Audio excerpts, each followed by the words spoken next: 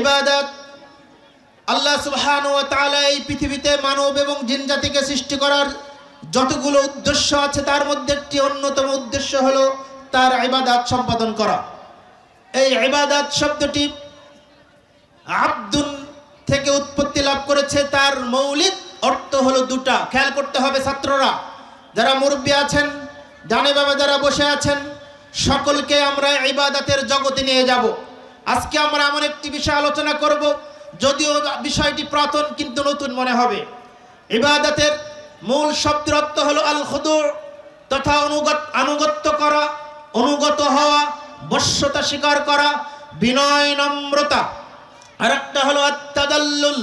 খেয়াল করতে হবে, ইবাদতের প্রথম অর্থ হলো আল খুদু, অনুগত হওয়া, বিনয়ী হওয়া, আনুগত্য করা, তারপরে বশ্যতা স্বীকার করা। 2 নম্বর আত-তাদাল্লুল, তথা একেবারে বিনয় নম্রতার সর্বশীর্ষে, একেবারে অপমানিত, লাঞ্ছিত, একেবারে খুব অনুনয় বিনয় হয়ে আল্লাহ সুবহানাহু ওয়া তাআলার ইবাদত করা, এটা হলো ইবাদত। একজন চোর, অপরাধী, সে যখন চুরি করার পরে ধরা পড়ে, তখন সে বাঁচার জন্য যাদের কাছে ধরা পড়ছে তাদের কাছে সে যত অনুনয় বিনয় করে, যত ভীত বিস্মৃতভাবে, যত খুব ভিতর থেকে, মন থেকে এটা গ্রহণ করে, বলে, ঠিক একজন মানুষ সে অপরাধী। কুল্লু ইবনে আদম খাত্তা ওয়া খায়রুল খাত্তাইন আত-তাওয়াবুন। বনি আদম প্রত্যেকেই ভুলকারী, আর উত্তম ভুলকারী হলো, সর্বোত্তম ভুলকারী হলো যে ভুল করার পরে তওবা করে। সুতরাং ভুল হবেই। ভুল করার পরে একেবারে ভুল স্বীকার করে লাঞ্ছিত অবস্থায়, নিজেকে অপমানিত অবস্থায় আল্লাহ সুবহানাহু ওয়া তাআলাকে ইবাদত করার নাম হলো শাব্দিক অর্থে ইবাদত। ইবাদতের শব্দে গ্রহণযোগ্য সংজ্ঞা দিয়েছেন শাইখুল ইসলাম ইমাম ইবনে তাইমিয়া রাহিমাহুল্লাহ। এটা পৃথিবীতে যত ইমাম ইবনে তাইমিয়া রাহিমাহুল্লাহর পরে যত আলেম এসেছেন, যত ইবাদতের আলোচনা করেছেন, সবাই বলেছেন, ইমাম ইবনে তাইমিয়ার এই সংজ্ঞাটাকে কোট করেছেন। তিনি বলেছেন, আল ইবাদাতু হিয়া কুল্লু মা ইউহিব্বুহুল্লাহু ওয়া ইয়ারদাহু মিনাল আকওয়ালি ওয়াল আমালি আয-যাহিরা ওয়াল বাতিনা। তিনি বলছেন, ইবাদত হলো প্রত্যেক ওই সকল প্রকাশ্য অপ্রকাশ্য কথা ও আমল, কথা ও কাজ যা করলে আল্লাহ ভালোবাসেন এবং সন্তুষ্ট হন। আবার বোঝার চেষ্টা করেন, ইবাদত হলো প্রত্যেক ওই সকল প্রকাশ্য অপ্রকাশ্য কথা ও কাজ যা করলে আল্লাহ ভালোবাসেন এবং আল্লাহ সন্তুষ্ট হন, সেটাই হলো ইবাদত। তার মানে ইবাদত মানে শুধু সালাত নয়, যদিও সালাত ফরজ ইবাদত।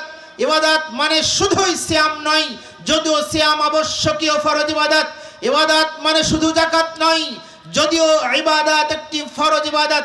ইবাদত মানে শুধু হজ নয়, যদিও ইবাদত একটি ফরজ, হজ একটি ফরজ ইবাদত।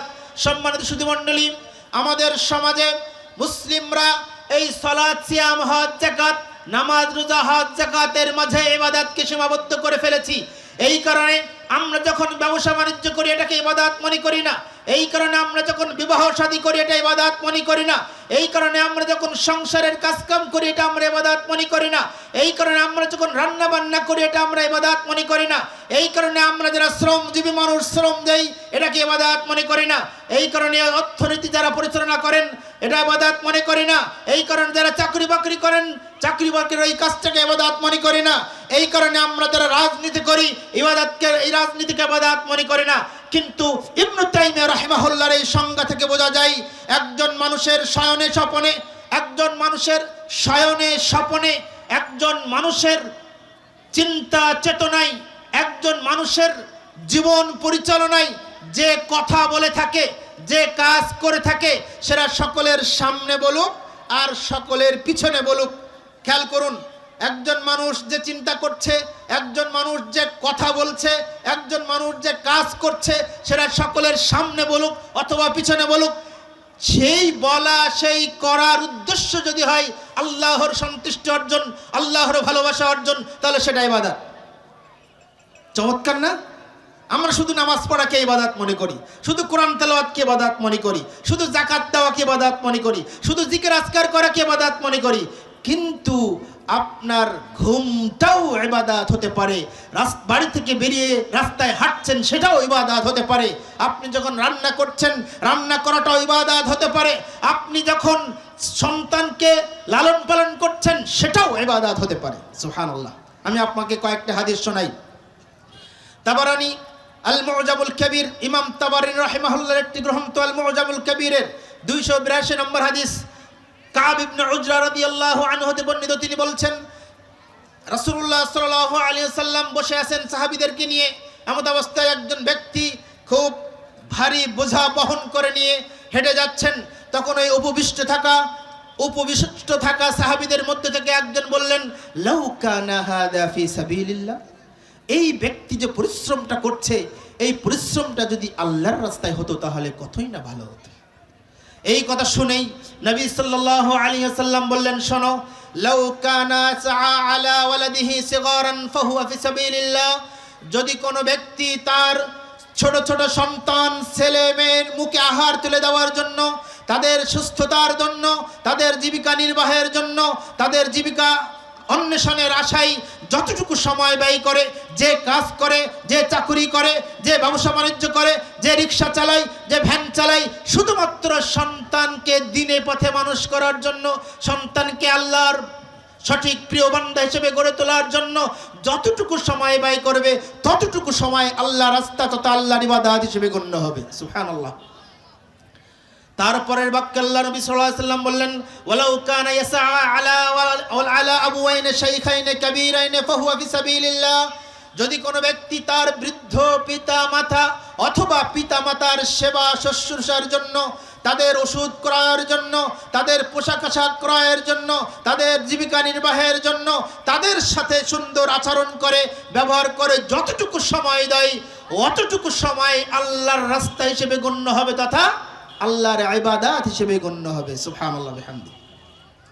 তারপরের বাক্যে আল্লাহ নবী আরো সুন্দর বলেছেন। তিনি বলেছেন, ওয়ালাউ কানা ইয়াসআ আলা নাফসিহি লিইউফিহা, যদি কোনো ব্যক্তি নিজেকে খারাপ চরিত্র থেকে মুক্ত থাকার জন্য, অবৈধ সম্পর্ক থেকে মুক্ত রাখার জন্য, পরকীয়া থেকে মুক্ত রাখার জন্য, তারপরে বিভিন্ন হস্তমৈথুন থেকে বিরত রাখার জন্য, সুদ ঘুষ থেকে বিরত রাখার জন্য, হারাম উপার্জন থেকে বিরত রাখার জন্য, হারাম সম্পর্ক থেকে বিরত রাখার জন্য, যাবতীয় অপরাধ অপসংস্কৃতি থেকে নিজেকে বাঁচার জন্য যে ব্যক্তি চেষ্টা করে, প্রচেষ্টা করে, যত কষ্ট স্বীকার করুক, যত ত্যাগ স্বীকার করুক, যত কষ্ট হোক, ওই সময়টাই আল্লাহ রাস্তা তথা ইবাদত হিসেবে গণ্য হবে। সুবহানাল্লাহ বিহামদি।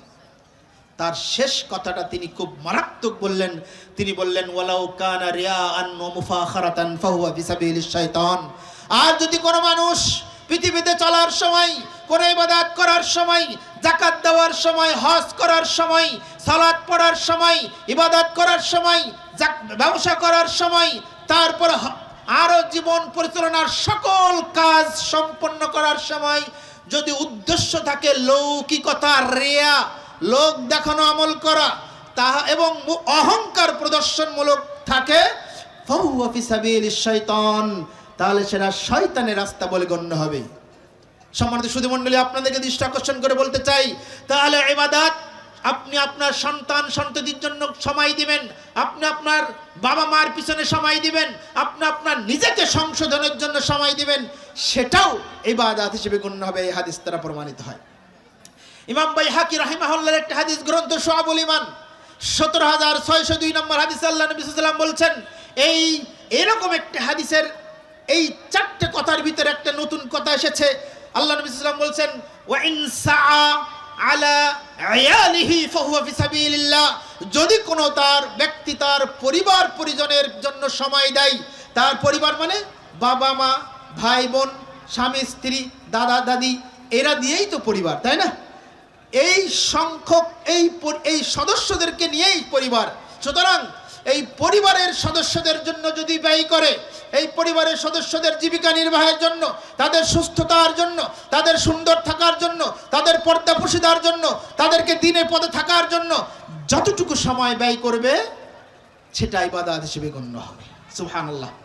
তারপরে বাক্যটা আরো কঠিন। আল্লাহ নবী বললেন, ওয়ালাউ ওয়া ইন সাআ মিন আলা তাকাতুরি ফাহুয়া ফি সাবিলিশ শাইতান, আর যে ব্যক্তি দুনিয়ার প্রাচুর্য অর্জনের জন্য, দুনিয়ার ধন দৌলত বৃদ্ধির জন্য দুনিয়া নিয়ে পাগল হয়ে থাকে, দুনিয়া নিয়ে ব্যস্ত হয়ে পড়ে, দুনিয়ার আত্মীয় স্বজনের পিছনে সময় ব্যয় করে থাকে, দুনিয়ার যাবতীয় একতলা হলে দুতলা, দুতলা হলে পাঁচতলা, 1 বিঘা হলে 2 বিঘা, 2 বিঘা হলে 5 বিঘার এই যে সম্পত্তির আশায় যারা, প্রাচুর্যের আশায় যারা প্রতিযোগিতা করে, সেটা হলো শয়তানের রাস্তা।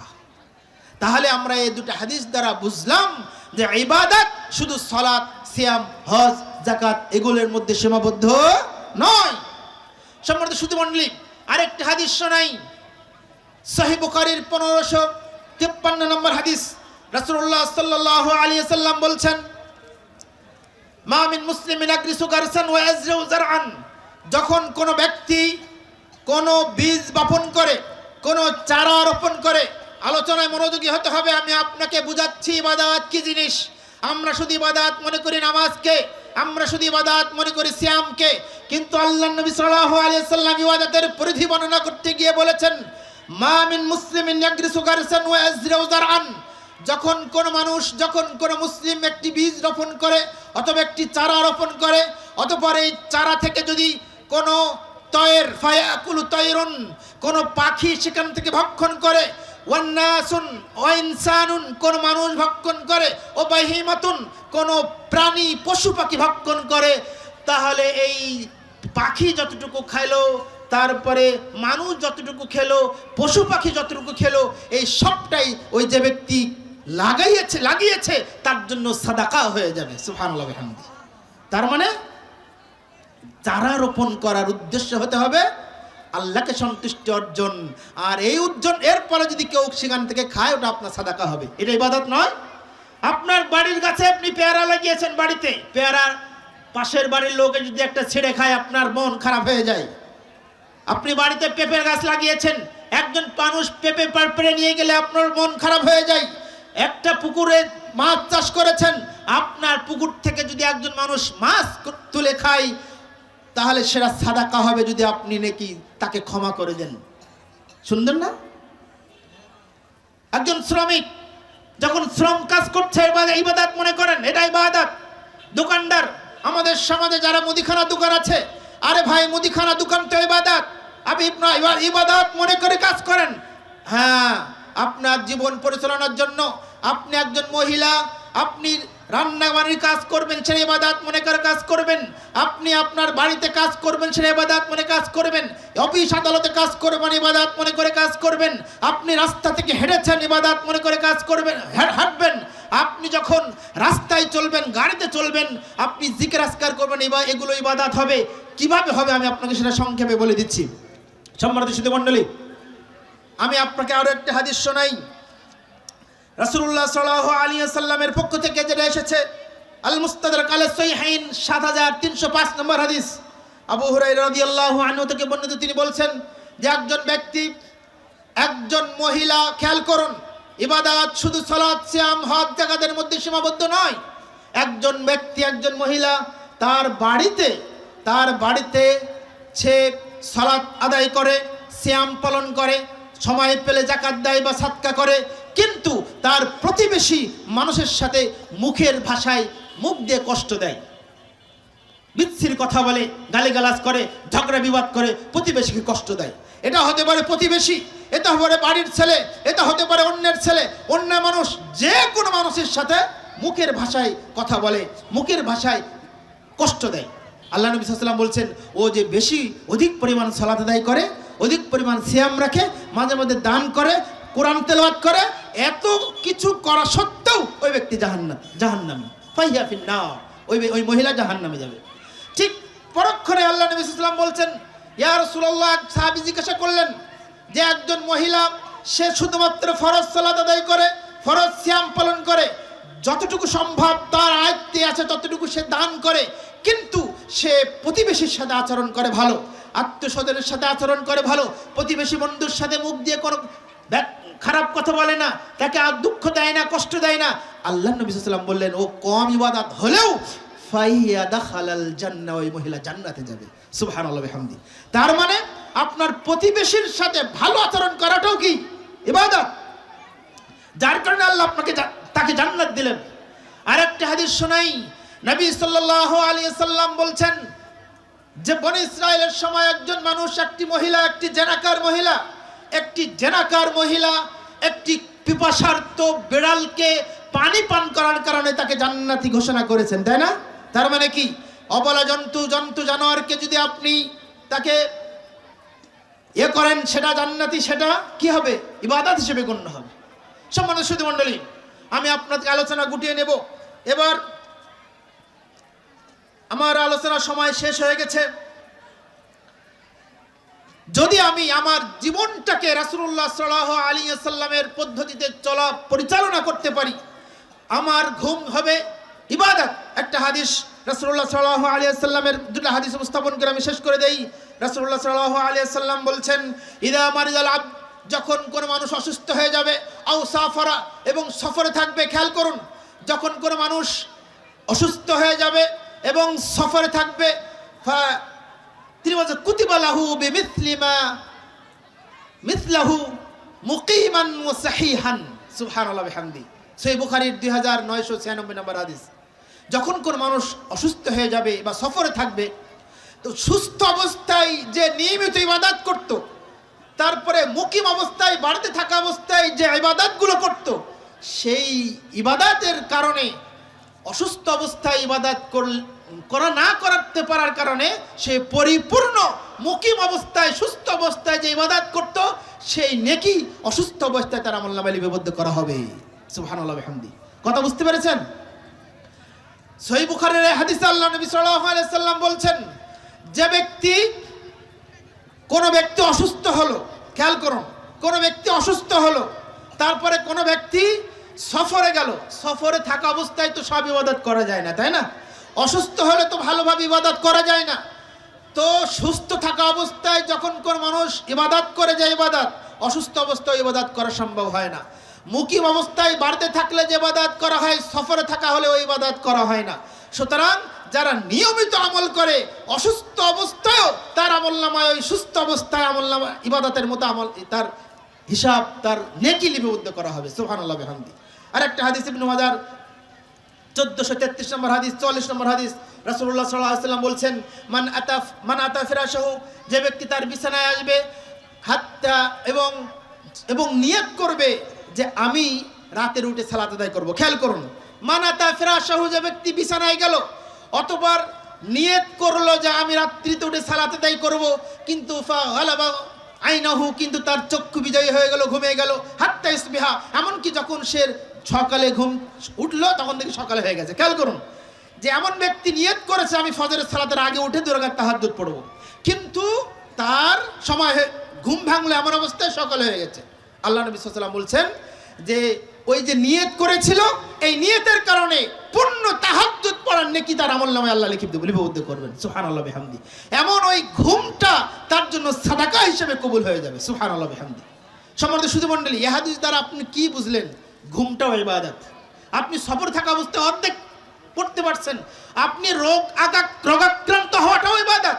এক মহিলা মৃগী রোগে আক্রান্ত ছিলেন, মৃগী রোগে আক্রান্ত থাকার কারণে আল্লাহ নবী সাল্লাল্লাহু আলাইহি ওয়াসাল্লাম তার কাছে গেলেন, নবী সাল্লাল্লাহু আলাইহি ওয়াসাল্লামের কাছে গেলেন, তার কাছে বলে, আল্লাহ নবী, আমি অসুস্থ, আমি মৃগী রোগ, আমার যখন মৃগী রোগে আক্রান্ত হয়ে যাই তখন আমি উলঙ্গ হয়ে যাই, আমার জন্য দোয়া করেন আমি যেন সুস্থ হয়ে যাই। তখন আল্লাহ নবী সাল্লাল্লাহু আলাইহি ওয়াসাল্লাম বললেন, ঠিক আছে, আমি তোমার জন্য দোয়া করব, কিন্তু তুমি যদি ধৈর্য ধারণ করো আল্লাহ তোমার জন্য জান্নাত দিবে।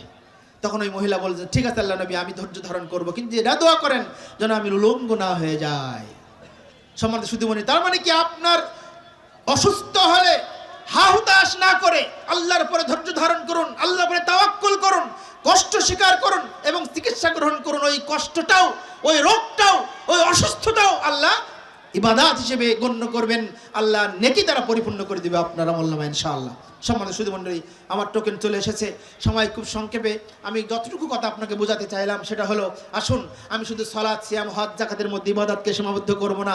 আমি যে কাজই করি না কেন আমার আল্লাহ এবং আল্লাহর সন্তুষ্টি এবং ভালোবাসা এই দুটো দিক মনে রাখবো যে এই কাজটা করলে যেন আল্লাহ আমাকে সন্তুষ্ট হন, আল্লাহ আমাকে ভালোবাসেন।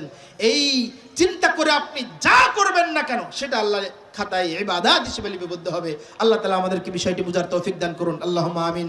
আমি সংক্ষেপে কিছু কথা বলার চেষ্টা করেছি। আল্লাহ তাআলা প্রথম আমাকে এবং অতঃপর আমাদের সকলকে এই বিষয়টি তো আমল করার তৌফিক দান করুন, আল্লাহুম্মা আমিন। পরিশেষে ইয়াসিন আলী সালাফি কমপ্লেক্সের জন্য দোয়া করি, আল্লাহ তাআলা এই কমপ্লেক্সকে কিয়ামত পর্যন্ত অব্যাহত রাখুন, আল্লাহুম্মা আমিন। এই কমপ্লেক্সের মাধ্যমে বাংলাদেশের বিভিন্ন প্রান্তে যেন বড় বড় আলেম হিসেবে তৈরি হয়, কোরআনের হাফেজ আলেম হিসেবে তৈরি হয়, এই দাবি এই দাওয়া রেখে আজকের সংক্ষিপ্ত আলোচনা ইবাদতের পরিচয়, পরিধি ও প্রতিদান সম্পর্কে কথাগুলো বললাম। এই কথাগুলো আমাদেরকে সকলকে মেনে চলা তৌফিক দান করুন, আল্লাহুম্মা আমিন। আকুলি কওলি হাদা আস্তাগফিরুল্লাহ লি ওয়া লাকুম ওয়া লিসাইরিল মুসলিমিন। আসসালামু আলাইকুম ওয়া রাহমাতুল্লাহি ওয়া বারাকাতুহু। ক্বালা রাসূলুল্লাহি সাল্লাল্লাহু আলাইহি ওয়াসাল্লাম লা ইয়ানজুরু ইলা সুওয়ারিকুম ওয়া আমওয়ালিকুম ওয়ালাকিন ইয়ানজুরু ইলা কুলুবিকুম ওয়া আ'মালিকুম। রাওয়াহু মুসলিম। ওয়া ক্বালা আল্লাহু তাআলা ইন্নাল্লাহা ওয়া মালাইকাতাহু ইউসাল্লুনা আলান নবী ইয়া আইয়ুহাল্লাযীনা আমানু সাল্লু আলাইহি ওয়া সাল্লিমু তাসলিমা। আমরা সবাই জবান খুলি, পর্দার ভিতর অবস্থানত আমার মা ও বোনেরা, আল্লাহ রাসূলের শানে সকলেই আমরা দরুদ ইব্রাহিম পড়ি। দরুদ পড়লে লাভ না ক্ষতি? লাভ। যে নবী মুহাম্মদ রাসূলুল্লাহ সাল্লাল্লাহু আলাইহি সাল্লামের প্রতি আমরা পড়ব দরুদ, তিনি আমাদের জন্য আশার আলো ব্যক্ত করেছেন। মান সাল্লা আলাইয়া ওয়াহিদাতান সাল্লাল্লাহু আলাইহি বিহা আশারা। যে ব্যক্তি নবীর প্রতি দরুদ পড়বে একবার, আল্লাহ তাআলা ওই দরুদ পড়ার কারণে তাহার প্রতি রহমত নাজিল করেন 10 বার। সুবহানাল্লাহ। আসুন আমরা সবাই মিলে আল্লাহ রাসূলের শানে দরুদ ইব্রাহিম পড়ি। আল্লাহুম্মা সাল্লি আলা মুহাম্মাদ ওয়া আলা আলি মুহাম্মাদ কামা সাল্লাইতা আলা ইব্রাহিম ওয়া আলা আলি ইব্রাহিম ইন্নাকা হামিদুম মাজিদ। আল্লাহুম্মা বারিক আলা মুহাম্মাদ ওয়া আলা আলি মুহাম্মাদ কামা বারাকতা আলা ইব্রাহিম ওয়া আলা আলি ইব্রাহিম ইন্নাকা হামিদুম মাজিদ। মসজিদের ওই শোনরে আজান, চল নামাজে চল, দুঃখে পাবি সান্ত্বনা তুই, বক্ষে পাবি বল রে, মসজিদেতে চল। মসজিদের ওই শোনরে আজান, চল নামাজে চল, দুঃখে পাবি সান্ত্বনা তুই, বক্ষে পাবি বল রে, মসজিদেতে চল। মসজিদে গেলে লাভ না ক্ষতি? হুকুম কার? ময়লা মাটি লাগলো যে তোর দেহ মনের মাঝে, ময়লা মাটি লাগলো যে তোর দেহ মনের মাঝে, সব হবে সব দাঁড়াবি তুই যেমনি যাই নামাজে, সব হবে সব দাঁড়াবি তুই যেমনি যাই নামাজে। রোজগার তুই করবি যদি আখেরের ফসল, চল নামাজে চল, দুঃখে পাবি সান্ত্বনা তুই, বক্ষে পাবি বল রে, মসজিদেতে চল। আপনার সমাজে ধরে নেন 200 খানা পরিবার আছে, ঘর সংখ্যা যে যেখান থেকে আসছি 200, তাহলে একজন পুরুষ হলে ওই বাড়িতে কতজন হবে? 200। ফজর নামাজে যেই দেখবেন কতজন, 7 জন, 12 জন, 30 জন, 40 জন, আছে কয়জন? 200। ময়লা মাটি লাগলে যে তোর দেহ মনের মাঝে, সাব হবে সব দাঁড়াবি তুই যেমনি যায় নামাজে। রোজগার তুই করবি যদি আখেরের ফসল, চল নামাজে চল। দুঃখে পাবি সান্ত্বনা তুই, বকে পাবি বল রে, মসজিদেতে চল। তুমি হাজার কাজের উসিলাতে নামাজ করো কাজা, তুমি হাজার কাজের উসিলাতে নামাজ করো কাজা। খাজনা তার দিলা না যে দিন দুনিয়ার রাজা। দিন দুনিয়ার রাজা কে? খাজনা তার দিলা না যে দিন দুনিয়ার রাজা। তুমি 5 বার, তুমি 5 বার তারে করবে স্মরণ, তাতে এত ছল। চলো নামাজে চল। দুঃখে পাবি সান্ত্বনা তুই, বকে পাবি বল রে, মসজিদেতে চল। তুমি কাহার জন্যে মর খেটে, কে হবে তোমার সাথী? মৃত্যুকালে নিদানের পরে কবরস্থান যখন আমরা চলে যাব, কেউ কি সঙ্গে সাথী হবে? নিজের স্ত্রী, ছেলে সন্তান, মেয়ে, স্ত্রী, পুত্র, পরিবার, কেউ কি সঙ্গে সাথী হবে? তুমি কাহার জন্যে মর খেটে, কে হবে তোমার সাথী? বেনমাজির আধার ঘরে কে জ্বালাবে বাতি? তুমি আল্লাহর নামে শির লুটায়ে আখের করো সফল। চলো নামাজে চল। দুঃখে পাবি সান্ত্বনা তুই, বাকে পাবি বল রে, মসজিদেতে চল। মসজিদের ওই শোনো রে আজান, চল নামাজে চল। দুঃখে পাবি সান্ত্বনা তুই, বকে পাবি বল রে, মসজিদেতে চল। লিল্লাহ তাকবীর। এতগুলো মানুষ এত আস্তে তাকবীর, তাকবীর কার জন্যে? জোরে বলেন, কার জন্যে? আল্লাহর জন্য। সূরা মুদ্দাসির আল্লাহ বলছেন, অরাব্বাকা ফাকাব্বির, তুমি তাকবীর দাও তোমার রবের জন্যে। কার জন্যে? আল্লাহর জন্য, রবের জন্য। আমাদের রবকে আল্লাহ, আবার কে? কোরআন কারীম সূরা জাসিয়াত 36-37 নম্বর আয়াত, তার রবের ব্যাখ্যা নিজেই দিয়েছেন। ফালিল্লাহিল হামদু রাব্বিস সামাওয়াতি ওয়া রাব্বিল আরদি রাব্বিল আলামিন। যিনি আসমান সমূহের রব, যিনি জমিনের রব, রাব্বিল আলামিন, ফালিল্লাহিল হামদ দিয়ে শুরু করেছেন। অতঃপর তোমরা সেই রবের প্রশংসা করো, যিনি আসমানের রব, যিনি জমিনের রব, যিনি সারা জাহানের রব। তাহলে আমাদের রবের পরিচয় পাইলাম, তিনি আছেন কোথায়? আসমানে। একদলের মানুষ আছে, তারা বলে যত কাল্লা তত নাউজুবিল্লাহ, নাউজুবিল্লাহ মিন জালিক। আমি বলি আমি সাধু, তুমি বলো তুমি কে সাধু কে শয়তান, জানেন অন্তর্যামী। ইন্নাল্লাহা আলিমুম বিযাতিস সুদূর। নিশ্চয়ই তিনি সকলের পক্ষের খবর রাখেন। তিনি কে? আল্লাহ।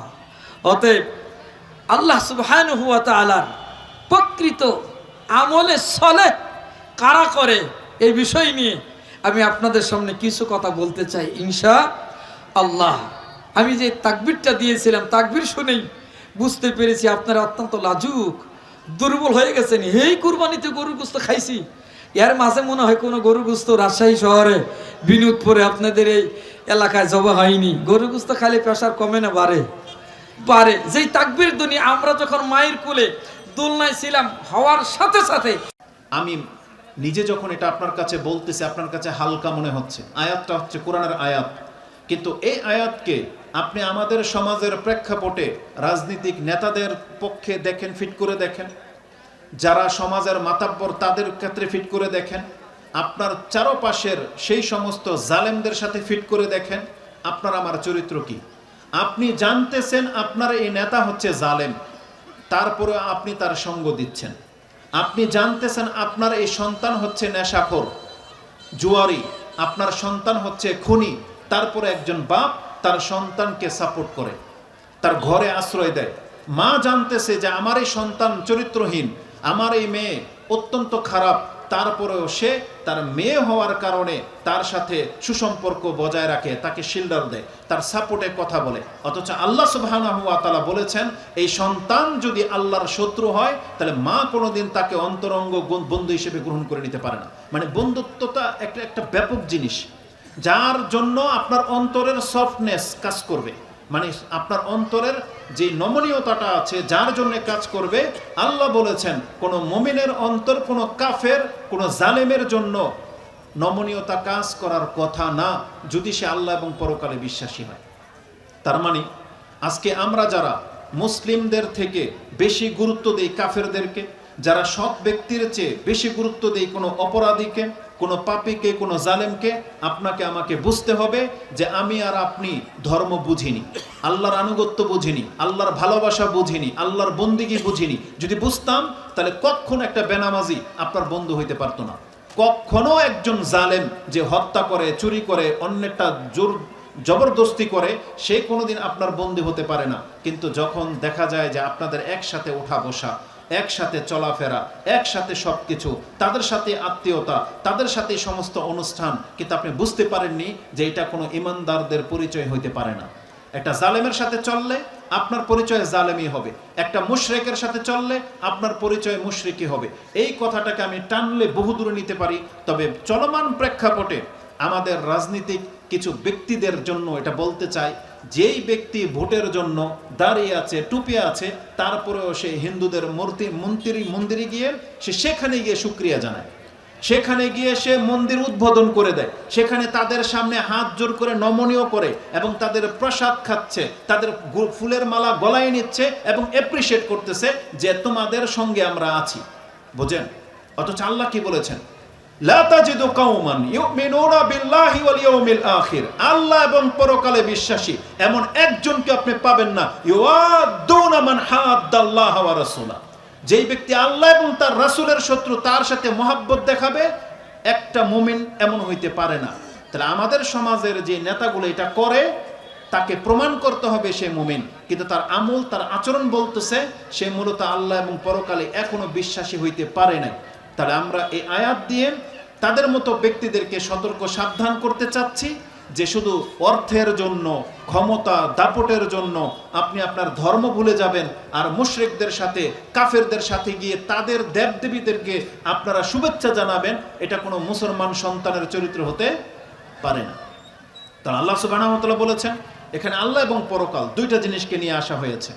আমি আপনাকে নিয়ে যেতে চাই পরকালের প্রতি বিশ্বাসের গুরুত্বটা কি। আপনি পরকালের বিশ্বাসটাকে এতটা তুচ্ছ করে দিয়েছেন, অথচ আল্লাহ বলতেছেন পরকালের একজন বিশ্বাসী ব্যক্তি আবার মুশরিক হতে পারে, অসম্ভব ব্যাপার।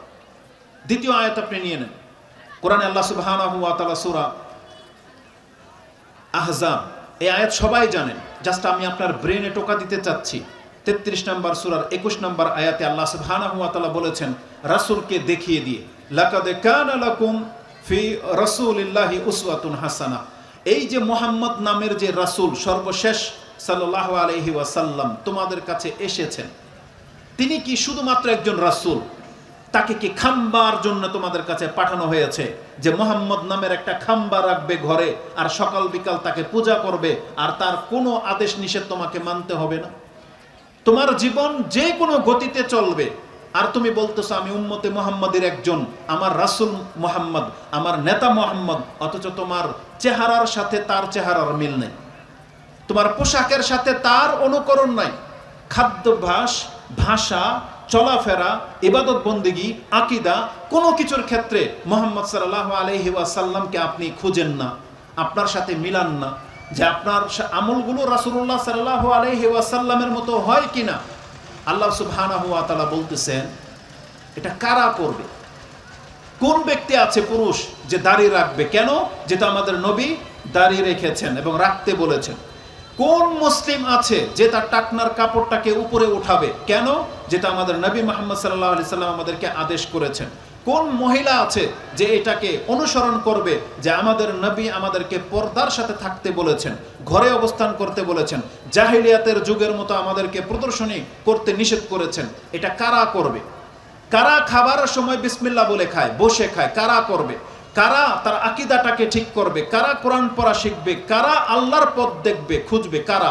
আল্লাহ বলেছেন লিমান কানা ইয়ারজুল্লাহ, যেই ব্যক্তি প্রত্যাশা রাখে যে আল্লাহর সামনে আমাদেরকে যেতে হবে, ওয়াল ইয়াউমাল আখিরা, আর যেই ব্যক্তি পরকালে বিশ্বাসী, ওয়া যাকারাল্লাহ কাসীরা, আর যেই ব্যক্তি আল্লাহর সামনে দাঁড়াতে হবে তাতে বিশ্বাসী।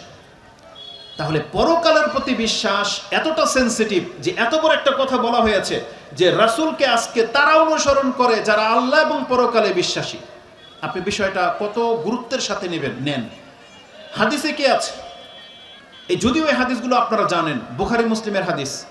রাসূলুল্লাহ সাল্লাল্লাহু আলাইহি ওয়াসাল্লাম তিনি পরকালের বিশ্বাসটাকে এমনভাবে আমাদের কাছে পেশ করেছেন, তিনি বলেছেন যে কালা রাসূলুল্লাহ সাল্লাল্লাহু আলাইহি ওয়াসাল্লাম মান কানা ইউমিনু বিল্লাহি ওয়াল ইয়াউমিল আখির, যেই ব্যক্তি আল্লাহ এবং পরকালে বিশ্বাসী সেই ব্যক্তি কোনোদিন প্রতিবেশীকে কষ্ট দিতে পারে না। ফালা ইউজি জারাহু, সে তার প্রতিবেশীকে কষ্ট দিতে পারে না। তার মানে এমন মুসলিম যে আল্লাহ এবং পরকালে বিশ্বাসী তারপরও তার প্রতিবেশীকে কষ্ট দেবে, তাহলে সে মূলত পরকালে বিশ্বাসী হতে পারেনি। রাসূলুল্লাহ সাল্লাল্লাহু আলাইহি ওয়াসাল্লাম বলেছেন মান কানা ইউমিনু বিল্লাহি ওয়াল ইয়াউমিল আখির ইউকরিদ দাইফা, সে যেন তার মেহমানকে সম্মান করে। যেই ব্যক্তি সম্মান করা জানে না তার মানে সে পরকালে বিশ্বাসী না। রাসূল বলেছেন মান কানা ইউমিনু বিল্লাহি ওয়াল ইয়াউমিল আখির ফালিয়াকুল খায়র আও লিয়াসমুত, যেই ব্যক্তি আল্লাহ এবং পরকালে বিশ্বাসী সে যেন তার জবান দিয়ে ভালো কথা বলে অথবা সে চুপ করে বসে থাকবে। এই হাদিসটা বুখারী এবং মুসলিম। তার মানে আল্লাহ এবং পরকালের বিশ্বাসীদের চরিত্র অন্যদের মতো হবে না। একজন ব্যক্তি আল্লাহতে বিশ্বাসী না, পরকাল বলে তার কোনো জাযা পাবে তার কোনো আশা নাই, এই ব্যক্তির চরিত্র কোনোদিন মুসলিমের মতো হতে পারে না। একটা মুসলিম পরকালে বিশ্বাসী, তার চরিত্র কেমন হবে? সে সম্পদ নষ্ট করবে দূরের কথা, রাস্তার মধ্যে এমন কোনো বস্তু পড়ে থাকতে সে দেখবে না যেই জিনিসটি অন্যের ক্ষতি করতে পারে। একজন মুসলিম হাঁটছে আর এমন একটা বস্তু পড়ে আছে যেটা দ্বারা কোনো ব্যক্তি ক্ষতিগ্রস্ত হওয়ার আশঙ্কা আছে, পড়ে যেতে পারে, কাটা লেগে যেতে পারে, টায়ার পাঞ্চার হয়ে যেতে পারে, কোনো ব্যক্তির বড় ধরনের ক্ষতি হতে পারে, ইলেকট্রিসিটির তার পড়ে আছে, গর্ত রয়েছে, একটা মুসলিম সেটা দেখেছে। রাসূল সাল্লাল্লাহু আলাইহি সাল্লাম বলেছেন কিয়ামতে বিশ্বাসী একটা মুসলিম কোনোদিন এটাকে এড়িয়ে যেতে পারে না। কারণ সে জানে যে আমি আল্লাহর কাছে জাযা পাবো, এটার নেকি আমার আল্লাহর কাছে রয়েছে। সেই ব্যক্তি কোনোদিন এটাকে ইগনোর করতে পারে না। ইসলামের যে কোনো টুকিটাকি বিষয় সে কখনো এটাকে হালকা করে ভাবতে পারে না, কারণ সে আল্লাহ এবং পরকালে বিশ্বাসী। তার মানে আমি বোঝাতে চাচ্ছি পরকালের বিশ্বাসটা খুব সেনসিটিভ, এটা মানুষের চরিত্রকে চেঞ্জ করে দিবে। একজন ব্যক্তি পরকালে বিশ্বাসী আবার মিথ্যা বলবে, এটা হইতে পারে না। এটা কাদের চরিত্র? মুনাফেকদের চরিত্র। যেই মুনাফেকের অন্তরে পরকাল বলে কোনো বিশ্বাস নাই, সে মিথ্যা বলতে পারে। একটা ব্যক্তি ওয়াদার খেলাফি করবে, এটা কার হতে পারে? যে পরকালে বিশ্বাসী না। কিন্তু যে পরকালে বিশ্বাসী সে কোনোদিন কারো সাথে খেয়ানত করতে পারে না, ধোঁকা দিতে পারে না। কারণ রাসূলুল্লাহ সাল্লাল্লাহু আলাইহি ওয়াসাল্লাম বলেছেন যে যারা পরকালে বিশ্বাসী তাদের চরিত্র এই রকম হয়। যেমন আল্লাহ সুবহানাহু ওয়া তাআলা কোরআনে বলেছেন যে যারা গায়েবে বিশ্বাস করে, পরকালের বিচার সম্পর্কে বিশ্বাস করে, তাদের চরিত্র এরকম হয়। কোরআনের কত আয়াত আপনি নেবেন সেখানে দেখে নেন। তো এইভাবে আমি যেটা বোঝাতে চেয়েছি, ইমানের ক্ষেত্রে দুইটা জিনিসকে সব থেকে বেশি জোরালো পেশ করা হয়েছে। তার একটা হচ্ছে আল্লাহর প্রতি ঈমান, আর একটা হচ্ছে পরকালের প্রতি ঈমান। এই পরকালের প্রতি ঈমান আপনি জানেন কতটা গুরুত্বপূর্ণ। যার অন্তরের মধ্যে পরকালের বিশ্বাসটা একবারে চূড়ান্তভাবে গেঁথে গেছে, এই ব্যক্তির এই বিশ্বাসের কারণে জান্নাত পেয়ে যাবে। জানেন রাসূলুল্লাহ সাল্লাল্লাহু আলাইহি ওয়াসাল্লাম থেকে একটা হাদিস মুসনাদে আহমদে রয়েছে, যেটা আপনি 6806 নম্বরে পেয়ে যাবেন। এবং মুসলিমে হাদিসটি আপনি পেয়ে যাবেন 4670। এটা হচ্ছে বিচার ফয়সালার অধ্যায়। আব্দুল ইবনে আমর ইবনে আস তিনি বলেন যে ক্বালা রাসূলুল্লাহ সাল্লাল্লাহু আলাইহি ওয়াসাল্লাম মান আহাব্বা আইয়ু জাহজাহা আনিন নার ওয়া ইউদখালাল জান্নাহ, যেই ব্যক্তি এটা পছন্দ করে যে কিয়ামতের মাঠে সমস্ত মানুষের মাঝে আমাকে জাহান্নাম থেকে দূরে রাখা হোক আর জাহান্নাম থেকে মুক্ত রেখে আমাকে জান্নাত দিয়ে দেওয়া হোক, এটা কে না পছন্দ করে? বিনা শাস্তিতে জান্নাত পাওয়া এটা কে না পছন্দ করে? রাসূলুল্লাহ সাল্লাল্লাহু আলাইহি ওয়াসাল্লাম বলেছেন, যে এটা পছন্দ করে ফালতুদরিকুহু মানিয়াতুহু ওয়া হুয়া ইউমিনু বিল্লাহি ওয়াল ইয়াউমিল আখির, সেই ব্যক্তি যেন তার অন্তরটাকে এমন প্রস্তুত করে রাখে যে যখন মালাকুল মউত তার সামনে আসবে তখন তার পরিচয় যেন হয় আল্লাহ এবং পরকালে বিশ্বাসী। বোঝেন কথা? তার মানে আল্লাহ এবং পরকালে বিশ্বাসী ব্যক্তি যখন পথ চলে, তার সামনে যখন মালাকুল মউত আসবে তখন তার আত্মাটা যখন নেবে তখন তার পরিচয় যেন খাতার মধ্যে এটা লেখা হয় যে আমি যার আত্মাটা নিচ্ছি এই ব্যক্তি আল্লাহ এবং পরকালে বিশ্বাসী। এটা যেন হয়, এটা যেন আপনার অন্তরের ভিতরে অন্য কিছু যেন না থাকে, মুনাফিকি, কুফুরি, নাস্তিকতা, মুশরিক হওয়া এগুলো যেন না থাকে। আল্লাহ এবং পরকালে বিশ্বাসী ব্যক্তির মর্যাদা এমন, এই অবস্থায় যদি তার আত্মা বেরিয়ে যায় রাসূল বলেছেন তাকে বিনা শাস্তিতে জান্নাত দিয়ে দেওয়া হবে। আর তাকে কি করতে হবে? দেখেন এই যে পরকালে বিশ্বাসী ব্যক্তির চরিত্র কেমন হয়, ওয়ায়াতি ইলান নাস মা ইউহিব্বু আইয়ুতা ইলাই, আর সে মানুষের সাথে ওই আচরণ ওই রূপ নিয়ে আসবে যেটা সে অন্যের কাছে পছন্দ করে। তার মানে আপনি একজনের সাথে কথা বলবেন, আপনি চাচ্ছেন সে আপনাকে সম্মান দেখিয়ে কথা বলুক। আপনি কারো মেহমান হয়েছেন, আপনি চাচ্ছেন যে সে আমাকে রেসপেক্ট করুক, সম্মান করুক। আপনি কারো বাড়ির পাশে বাড়ি করেছেন, আপনি চান সে আপনাকে হেল্প করুক না আপনার ক্ষতি করুক, কোনটা চান? আপনি কি চান তার বাড়ির পানি আপনার বাড়িতে পড়ুক, তার গাছ আপনাকে ঘিরে রাখুক? আপনি কি চান যে তার বাড়ির গন্ধ আপনার বাড়িকে ছেয়ে যাক, আপনার বাড়ির থুতু তার বাড়িতে যাক? এটা কেউ পছন্দ করেন না। তাহলে রাসূল বলেছেন যে যেমনটা নিজের জন্য পছন্দ করে তাহলে সে যেন তার ভাইয়ের সাথে ওই রূপ ওই চরিত্র ওই ভাষা যেন ব্যবহার করে, তাহলে এই ব্যক্তিকে আল্লাহ সুবহানাহু ওয়া তাআলা বিনা শাস্তিতে জান্নাত দেওয়ার ঘোষণা দিয়ে দিয়েছে। এটা একটা কোরআনের আয়াতের ব্যাখ্যা, যে কোরআনের আয়াতটি সূরা আলে ইমরান 3 নম্বর সূরার 185 নম্বর আয়াতে পেয়ে যাবেন, যেখানে আল্লাহ সুবহানাহু ওয়া তাআলা বলেছেন কুল্লু নাফসিন যায়িকাতুল মাউত ওয়া ইন্নামা তুওয়াফাউনা উজুরাকুম ইয়াওমাল কিয়ামাহ ফামান যুহজিহা আনিন নারি ওয়া উদখিলাল জান্নাতা ফাকাদ ফাজ। এই এতটুকু আয়াতের ব্যাখ্যা হচ্ছে এটা যে রাসূলুল্লাহ সাল্লাল্লাহু আলাইহি ওয়াসাল্লাম বলেছেন কে সেই ব্যক্তি যাকে জাহান্নাম থেকে দূরে রেখে জান্নাত দিয়ে দেওয়া হবে? রাসূল বলেছেন সেই ব্যক্তি হচ্ছে আল্লাহ এবং পরকালে বিশ্বাসী ব্যক্তি, যেই ব্যক্তির চরিত্র এমন যে সে মানুষের সাথে এমন আচরণ করে যেটা সে নিজের জন্য পছন্দ করে, খাদ্যের ক্ষেত্রে হোক, মেহমানদারের ক্ষেত্রে হোক, সব ক্ষেত্রে। যেই গুণটা আমাদের অধিকাংশ মানুষের মাঝে নাই, কারণ আমরা সব সময় নিজেরটা পছন্দ করি, নিজে বড়টা খেতে পছন্দ করি, নিজে ভালোটা ব্যবহার করতে পছন্দ করি, ভালো ফ্যাসিলিটিটা পছন্দ করি, এটা সবার ক্ষেত্রে। কিন্তু আমরা যদি এমনটা হইতে পারতাম যে যেটা আমি আমার জন্য পছন্দ করতেছি সেটা আমার ভাইকে আমি দিয়ে দিই, স্যাক্রিফাইস করি, তাহলে এই ব্যক্তিকে আল্লাহ সুবহানাহু ওয়া তাআলা জাহান্নাম থেকে মুক্ত করে জান্নাত দিয়ে দিবেন, এটা ঘোষণা করা হয়েছে। তাহলে আল্লাহ এবং পরকালের প্রতি বিশ্বাস সম্পর্কে এই ধরনের কোরআন এবং হাদিস আপনি বহু শুনেছেন, কিন্তু আজকে আমি যেই ভঙ্গিমা নিয়ে আপনার কাছে বক্তব্যটা পেশ করতে চাচ্ছি এটা এখান থেকে শুরু। সেটা কি জানেন? আল্লাহ সুবহানাহু ওয়া তাআলার নীতি হলো তিনি ইলমের বিষয়গুলোকে, ইমানের বিষয়গুলোকে গায়েব রেখেছেন, কিছু প্রকাশ করেননি। আর এমন সময় প্রকাশ করবেন তখন আপনার আর মুখ ফিরানোর সময় থাকবে না। যেমন মালাইকা ফেরেশতা রয়েছে, কেউ দেখেননি ফেরেশতা, কিন্তু প্রত্যেকটা ব্যক্তি আপনি ফেরেশতা দেখতে পাবেন, একদিন না একদিন দেখতে পাবেন। যেই দিন দেখে নেবেন যারা ইমানদার সে জিতে যাবেন, আর যারা ইমান আনতে পারেননি সেই দিন ঠকে যাবেন। ওই ফেরেশতা দেখে নেওয়ার পর আপনার ইমান আনলেও কাজ হবে না, 2 রাকাত নামাজ পড়তে চাইলেও কাজ হবে না, কারণ এটা এমন একটা মঞ্জার, এমন একটা গায়েবের বিষয়, এটা আল্লাহ প্রত্যেককে দেখাবে এবং আল্লাহ এটা দেখাবে তার জীবনের সর্বশেষ মুহূর্তে। এটা আল্লাহর ওয়াদা। কিন্তু আল্লাহ সুবহানাহু ওয়া তাআলা এটাকে গায়েব কেন রেখেছেন? আল্লাহ দেখতে চাচ্ছেন আল্লাহর কথার উপরে ভিত্তি করে কে না দেখেও বিশ্বাস করে তাদেরকে আল্লাহ মূল্যায়ন করতে চেয়েছেন। এখন এই যে গায়েব সম্পর্কে আপনার ঈমানটা কিভাবে তাজা হবে, কোরআন থেকে একটা নুকতা আজকে আমি আপনাকে দেখাবো।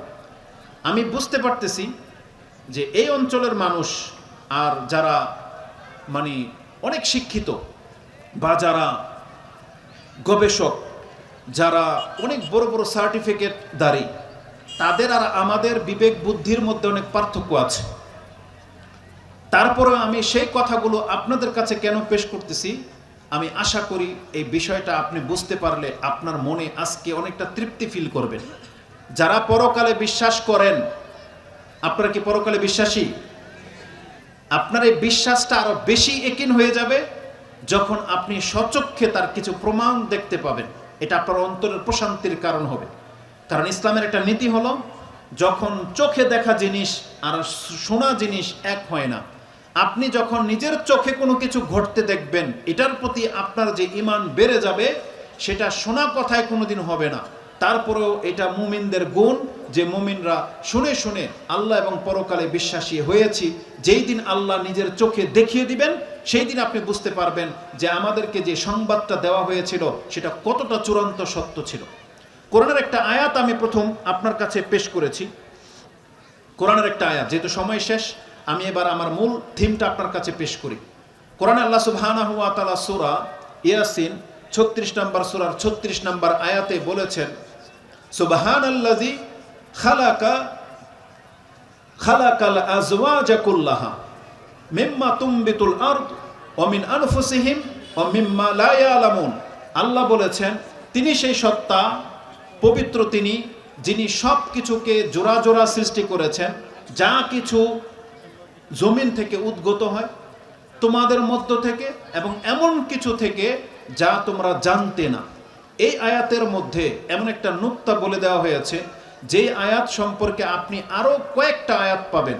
যেমন সূরা আয-যারিয়াত 11 নম্বর সূরা 49 নম্বর আয়াত, সূরা যুখরুফ 43 নম্বর সূরার 12 নম্বর আয়াতে পেয়ে যাবেন, সূরা আর-রাদ 13 নম্বর সূরার 3 নম্বর আয়াতে পেয়ে যাবেন। এইভাবে আল্লাহ সুবহানাহু ওয়া তাআলা একাধিক আয়াতে আমাদেরকে বোঝানোর চেষ্টা করেছেন যে এই পৃথিবীতে বান্দা যা কিছু আছে সব কিছুর জোড়া রয়েছে, যুগল রয়েছে। এই একটা ছোট্ট একটা পয়েন্ট মনে রাখেন। আমি সাধারণ বাংলায় আপনাকে বুঝি। আপনি একটা নাস্তিককে কিভাবে বুঝাবেন, একটা বিতর্ককারীকে, যে পরকাল যে আছে এটার সত্যতা কি? আল্লাহ সুবহানাহু ওয়া তাআলার কোরআনের এই আয়াতগুলো হচ্ছে এর সত্যতা। ওই আয়াতটা নিয়ে নেন। আল্লাহ কি বলেছেন, যে তিনি সেই সত্তা যিনি এই পৃথিবীতে যা কিছু আছে সব কিছুকে জোড়ায় জোড়ায় সৃষ্টি করেছেন। জোড়ায় জোড়ায় মানে বুঝেন, ডান এর বিপরীত কি? বাম। তার মানে ডানের বিপরীত বাম, ডান বাম মিলে হচ্ছে জোড়া, মানে বিপরীত দিক। যেমন এপিঠ এপিঠ, তাই না? পেট বলেন পিঠ, রাত সাদা, হাসি দুঃখ, সুখ দুঃখ, তাই না? আকাশ জমিন, জমিন যেমন জল স্থল আছে না, বার অল বাহার, কোরআনে আছে যে বাররিন ও বাহারিন। বার হচ্ছে শুকনা আর বাহার হচ্ছে পানি, মানে সমুদ্র। তেমনি আকাশ জমিন আপনি জানেন, চাঁদ সূর্য আছে না, প্রত্যেকটা জিনিস জোড়া, এটা তো সব জানেন। কিন্তু আরেকটা সূক্ষ্ম বিষয় আপনাকে বলি, আল্লাহ সুবহানাহু ওয়া তাআলা বলতেছেন প্রত্যেকটা ফল, প্রত্যেকটা গাছ, এগুলো জোড়া জোড়া, এগুলোরও নর পুরুষ রয়েছে। যেমন মানুষ জোড়া রয়েছে, মানুষ হচ্ছে যে পুরুষ, পুরুষের জোড়া কি? নারী মহিলা। যেমন আপনার জুতা, জুতা কয়টা হয়? দুইটায় এক জোড়া, তাই না? দুইটায় এক জোড়া। দুইটাই কি সেম সেম, নাকি ডান পা আর বাম পা পৃথক পৃথক হয়? কালার এক, তাই না? সাইজ এক, নমুনা এক, কিন্তু ডিজাইনটা ভিন্ন, একটা ডান পায়ের একটা বাম পায়ের। এখন একটা জুতা এখানে পরা আছে, আপনি যখন এখানে উঠে যাবেন, আপনি একটা জুতা হাতে পেয়েছেন, এখন আরেকটা খুঁজবেন। এখন ডান পায়েরটা পেয়েছেন, কোন পায়েরটা খুঁজবেন? এখন আপনি বলতেছেন আমার বাম পায়ের জুতাটা কোথায়? আপনি কি করে বুঝলেন যে আপনার বাম পায়েরটা মিসিং? কারণ আপনি বলবেন যে ডান পায়েরটা আমার হাতে। তার মানে যার কাছে ডান পায়েরটা আছে, তার মানে সে জানে এর বিপরীতটা মিসিং। কি সেটা? বাম পায়েরটা মিসিং। তো আল্লাহ সুবহানাহু ওয়া তাআলা বলেছেন এই পৃথিবীতে যা কিছু সৃষ্টি করেছি সব জোড়ায় জোড়ায় সৃষ্টি করেছি, সেই কোরআনের আয়াতগুলো আমার সামনে আছে। আমি এদিকে কি বোঝাতে চেয়েছি, যারা বিজ্ঞানী, যারা গবেষক, যারা অমুসলিম, তাদেরকে চিন্তা করা উচিত। সে একটা আপেল নেক, আপেল নিয়ে আমরা তো জাস্ট আপেল খেয়ে ফেলি। আপনি কোনোদিন ভাবেনও না যে আমি কি আপেল খেলাম, এটা পুরুষ আপেল না নারী আপেল, আপনি কোনোদিন ভাবেন না, এটা আমাদের ভাবার কাজও না। কিন্তু একটা বিজ্ঞানী কোরআনের এই আয়াতের উপরে পরীক্ষা নিরীক্ষা করে চেক করে দেখুক, সে এর সত্যতা পেয়ে যাবে যে এই আপেলটা হয়তো একটা পুরুষ আপেল, না হয় একটা নারী আপেল। সে পরীক্ষা করে পেয়ে যাবে। কারণ প্রত্যেকটা ফলের মধ্যে দুই ধরনের বিচি থাকে, কিছুটা বিচি পুরুষ বিচি আর কিছুটা নারী বিচি, যেগুলো থেকে নারী গাছ জন্মে, পুরুষ গাছ জন্মে। এমনকি ডিমের মধ্যেও পুরুষ এবং মহিলা ডিম রয়েছে, যেটা থেকে মোরগ হয়, মুরগি হয়।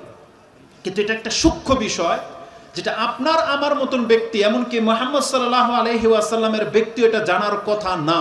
কেন?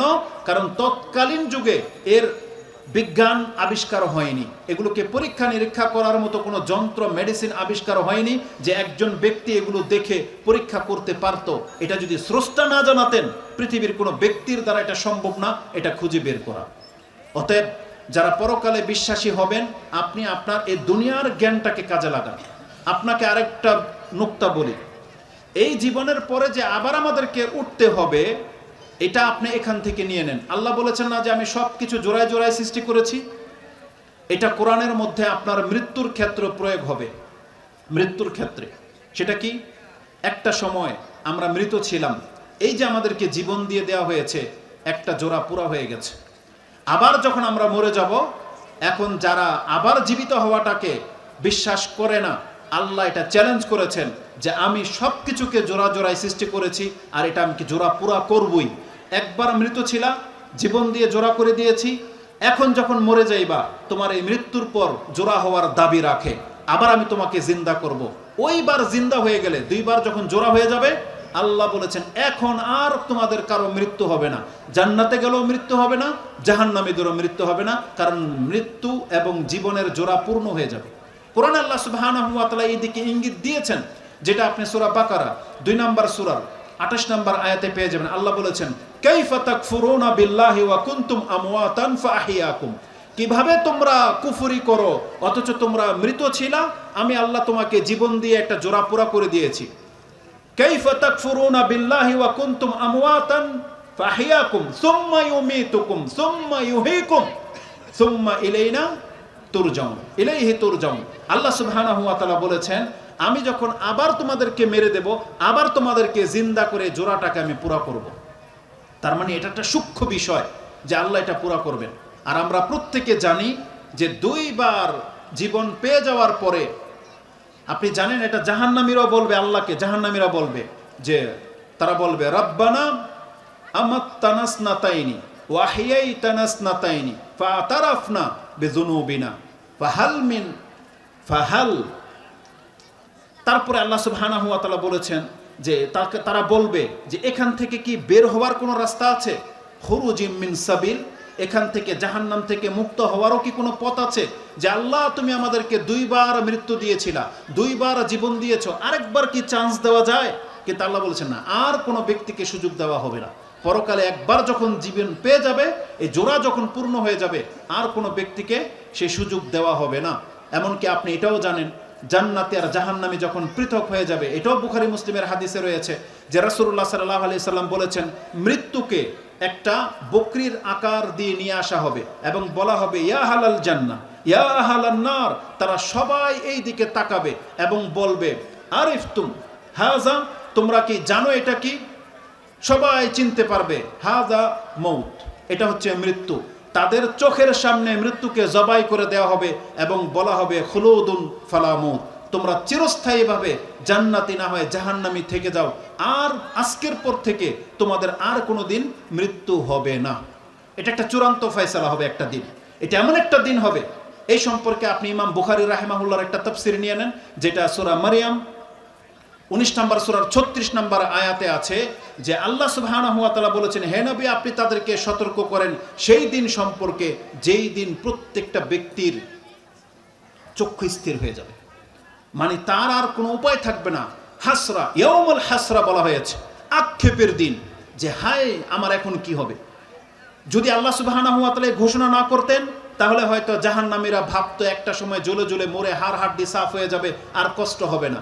জান্নাতীরা আক্ষেপ করবে যে আমাদের আবার যেন কবে আমাদের জীবন হারিয়ে যায় বা মরে যায়, কিন্তু আল্লাহ তাদেরকে সুসংবাদ দিয়ে দিবে, আজকের পর থেকে আর তোমাদের মৃত্যু নাই। আর জাহান্নামীরা যখন শুনবে যে আজকের পর থেকে আর মৃত্যু নাই, তখন তারা হায় আফসোস করবে, এখন শাস্তি ভোগ করা ছাড়া তাদের কোনো উপায় থাকবে না। তাহলে আল্লাহ সুবহানাহু ওয়া তাআলা জীবন এবং মৃত্যুটাকে পর্যন্ত পুরা করে দিবেন। তাহলে আমি আপনাকে যেটা বোঝাতে চেয়েছি, এই দুনিয়াকে দেখে আপনাকে এখন বিশ্বাস করতে হবে যে দুনিয়ার বিপরীত কি। আবার বলেন, আপনারা যেটা জেনেছেন, রাত যখন এসেছে দিন আসবে কি আসবে না? বিশ্বাস করেন কি করেন না? তার মানে করেন। রাত দেখে যেমন আপনি দিনকে খুঁজতেছেন যে আগামীকাল দিন আসবেই, আমি যদি অস্বীকার করি আপনি বলবেন লোকটা পাগল। ঠিক তেমনি প্রত্যেকটা ব্যক্তি জেনে রাখেন, এই দুনিয়া আপনি দেখে নিয়েছেন, সব কিছু আপনার সামনে প্রকাশ্যমান, রাত দিন, সাদা কালো, হাসি কান্না, সব কিছুর বিপরীত দিক আছে, নর নারী বিপরীত দিক আছে। আল্লাহ বলেছেন শুধু একটা তোমার কাছে গোপন করা হয়েছে, পরকাল। ইহকাল তুমি বিশ্বাস করতেছো, তাহলে পরকালকে তুমি বিশ্বাস করে নাও। এটা দুনিয়া আর আখেরা তোমার জন্য অপেক্ষা করতেছে। তাহলে যারা এটাকে বিশ্বাস করে নেবেন, আশা করি তারা জিতে যাবেন। আর যারা সংশয়ের মধ্যে আছেন সেই ব্যক্তি চরমভাবে ক্ষতিগ্রস্ত হবেন। এই জন্য আমি সর্বশেষ আপনাদেরকে এই অনুরোধটা করব, যাদের পরকালের প্রতি বিশ্বাস জোরালো হবে তার চরিত্র তত বেশি সে সুন্দর করতে পারবে। তার দ্বারা মিথ্যা বলা, চুরি করা, জুলুম করা মোটেও কাম্য নয়, শোভা পায় না। এই জন্য দিনের পথে ফিরে আসার জন্য আপনার আমার জন্য সবচেয়ে উত্তম পথ হলো আল্লাহ এবং পরকালকে মেনে নেওয়া। যে ব্যক্তি আল্লাহ এবং পরকালে বিশ্বাসী, বাস্তবিকে সে কোনোদিন জুলুম করতে পারবে না। রাসূলুল্লাহ সাল্লাল্লাহু আলাইহি ওয়াসাল্লামের সাহাবীদের চরিত্র এত উন্নত চরিত্রের হয়েছে, মূলত আল্লাহ এবং পরকালে আল্লাহর সামনে দাঁড়াতে হবে এই বিশ্বাসটার কারণে। আল্লাহর কাছে আমরা দোয়া করি, আল্লাহ তুমি আমাদের অন্তরে এবং আমাদের মুসলিম ভাইদের অন্তরে পরকালের বিশ্বাসটাকে জোরালোভাবে আল্লাহ তুমি বসিয়ে দাও। এবং যে ঈমান নিয়ে আমরা সৃষ্টি হয়েছি, আল্লাহ মরার আগ পর্যন্ত এই ঈমান যেন আমাদের অন্তর থেকে কেউ ছিনিয়ে নিতে না পারে, আল্লাহ তুমি আমাদেরকে আশ্রয় দান করো। আল্লাহ আমরা যেহেতু পরকালে বিশ্বাসী হয়েছি, পরকালের জীবনটাকে আমাদের জন্য আল্লাহ তুমি সহজ করে দাও। আমরা আল্লাহর কাছে দোয়া করি এই ইয়াসিন আলী সালাফিয়া কমপ্লেক্সকে যেন আল্লাহ কবুল করেন, এবং যতগুলো প্রতিষ্ঠান এই পৃথিবীতে উল্লেখযোগ্যতা পেয়েছে এবং ভূমিকা রেখেছে, আল্লাহ যেন এই প্রতিষ্ঠানটাকেও সেই উল্লেখযোগ্য প্রতিষ্ঠান হিসেবে কবুল করেন। বলেন আমিন ইয়া রাব্বাল আলামিন। সুবহানাকাল্লাহুম্মা রাব্বানা বিহামদিকা আশহাদু আল্লা ইলাহা ইল্লা আনতা আস্তাগফিরুকা ওয়া আতুবু ইলাইক। আসসালামু আলাইকুম ওয়া রাহমাতুল্লাহি ওয়া বারাকাতুহু।